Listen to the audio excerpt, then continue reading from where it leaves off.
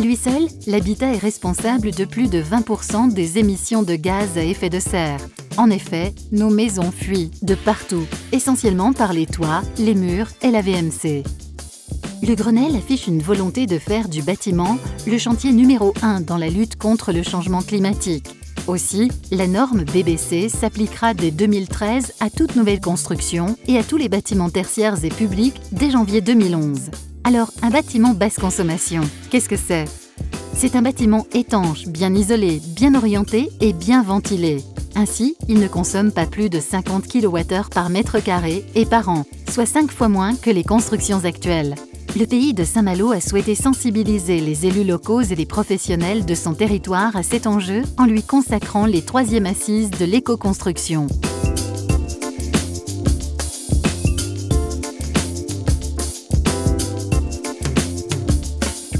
Aujourd'hui, c'est quand même la moindre des choses que les gens les plus modestes puissent accéder à la bio. C'est quand même la moindre des choses que l'on puisse construire des lotissements sociaux qui sont très économes en énergie. On est quand même assez fiers de voir que les prochains qui seront en construction, il y aura environ 100 à 150 € par an de consommation énergétique, donc ce qui est très faible. Autant les matériaux sont de grande qualité, autant nous arrivons à des performances thermiques et écologiques importantes, mais nous travaillons beaucoup sur limiter la quantité de matériaux. Matériaux de qualité, mais en quantité extrêmement limitée. Ce qui fait que nous travaillons sur des architectures très simples, très sobres, qui fait que c'est une vraie ingénierie qui se met en place et que cette architecture un peu minimaliste, elle vient effectivement contrebalancer les coûts qu'on pourrait avoir dans le choix des matériaux en particulier.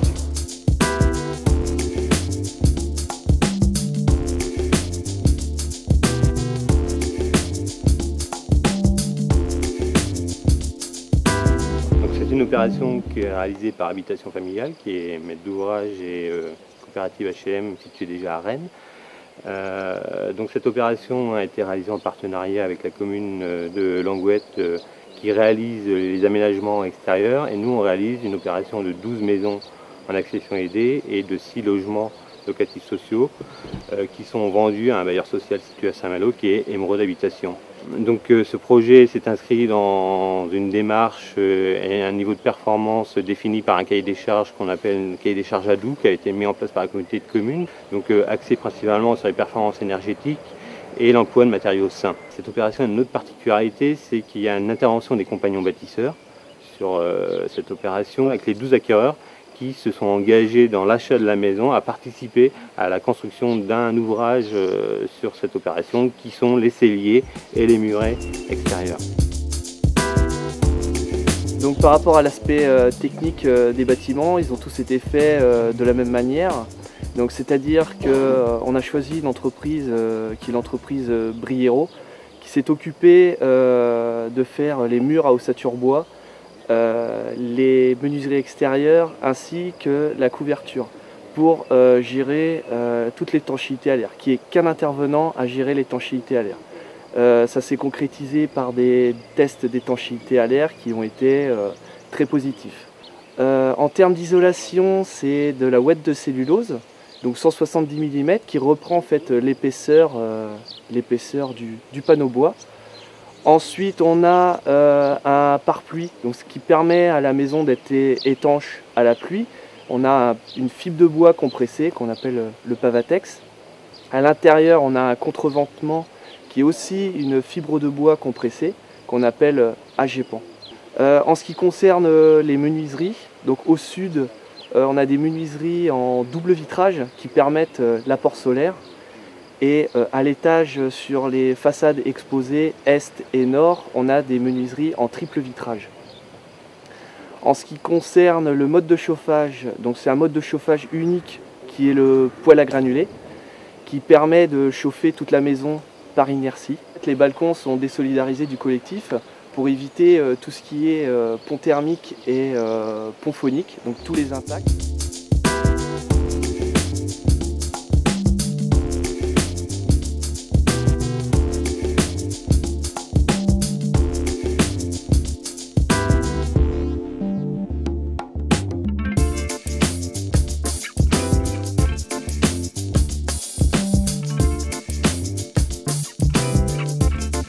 Alors nous sommes devant la maison de quartier de Roténeuf.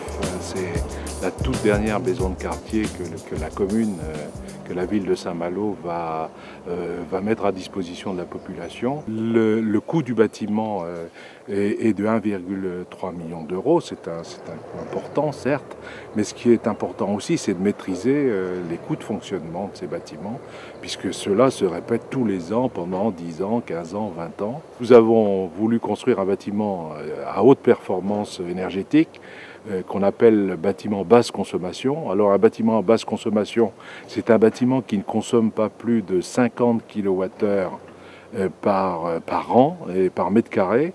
Et ici, on va descendre à 35 kWh, c'est-à-dire encore 30% de moins. Pour dès à présent, avant que les différents corps de métier ne quittent le bâtiment, nous assurer aussi que la construction est faite dans des normes, les meilleures normes possibles. On va procéder, nous avons déjà procédé la semaine dernière, à un test d'étanchéité à l'air. Ça consiste à injecter de l'air dans le bâtiment et à vérifier qu'il n'y a pas de fuite.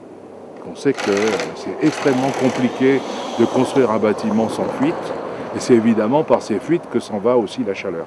Donc on a fait ce premier test avec succès la semaine dernière, et il y aura un deuxième test de fait à la fin du chantier pour vérifier que tout est parfaitement dans les normes.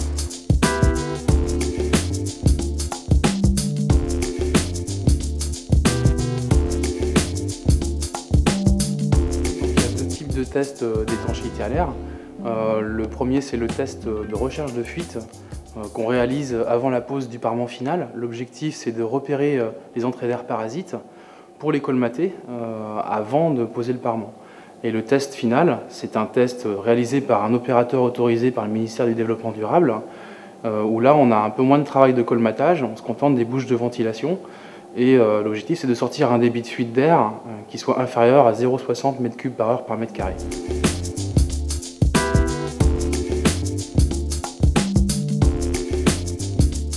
Sur ce bâtiment, on a essayé de faire en sorte effectivement d'avoir des exigences environnementales, écologiques, énergétiques assez fortes dès le début. Alors le bâtiment, c'est assez simple, ça va être un grand carré avec tous les espaces bureaux qui seront sur la périphérie du bâtiment et toute la partie centrale. Ça sera 2 grandes salles de réunion qui vont se retrouver là, qui vont former comme des sortes de cubes à l'intérieur du bâtiment. Et ça sera un immense patio. Et les couloirs de distribution, qui en fait coûtent assez cher dans un bâtiment et sont en proportion assez proche aujourd'hui de 10 à 12%. Aujourd'hui, on sera sur des couloirs de distribution en proportion de 6,2% à peu près sur l'ensemble du bâtiment. Alors pour ce qui concerne l'utilisation d'énergie renouvelable sur le bâtiment, donc on en aura différentes puisque tout le pan de toiture orienté sud sera couvert par des panneaux solaires photovoltaïques. On aura 150 mètres carrés en fait de panneaux solaires. On aura également 2 mètres carrés de panneaux solaires thermiques, donc pour l'eau chaude à l'intérieur du bâtiment. On a également donc pris l'option d'installer sur le parking juste devant une éolienne, donc qui va permettre de produire également de l'électricité, qui elle sera par contre fournie directement dans le bâtiment et utilisée sur place, alors que l'énergie photovoltaïque sera revendue sur le réseau. Pour ce qui est de la partie chauffage du bâtiment, donc finalement on a pris l'option d'une chaudière bois, puisqu'on est en train de développer au sein de la collectivité la filière bois énergie, et on est parti sur une chaudière bois bûche. Donc en développant, on va se mettre aussi à développer la filière de production bois bûche pour qu'on utilise du bois qui provient de l'entretien du bocage sur le territoire du Val-d'Isle.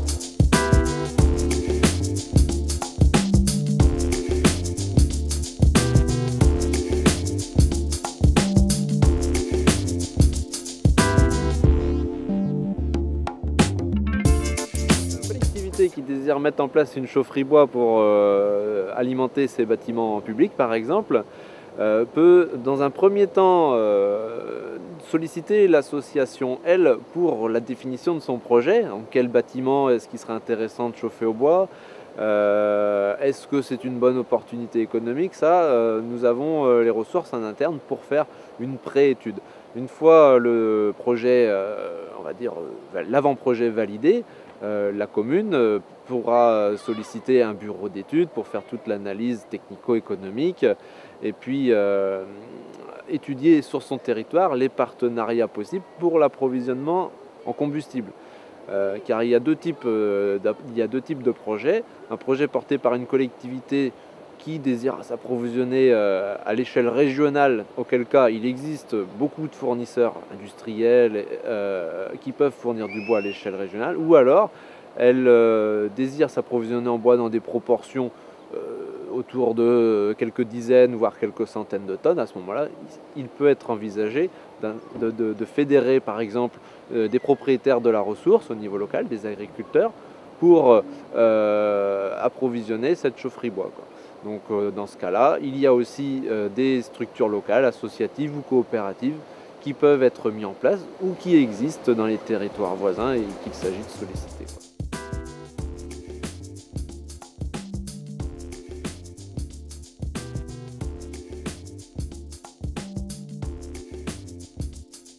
Dernière énergie, je dirais renouvelable, c'est la consommation d'eau.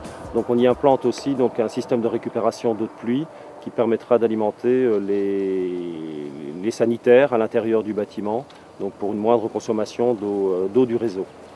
Si on considère cette production-là, on arrive à un coefficient qui sera de moins 4 kWh par mètre carré par an. Donc ça sera un bâtiment en fait, qui va produire plus d'énergie qu'il n'en consommera au final.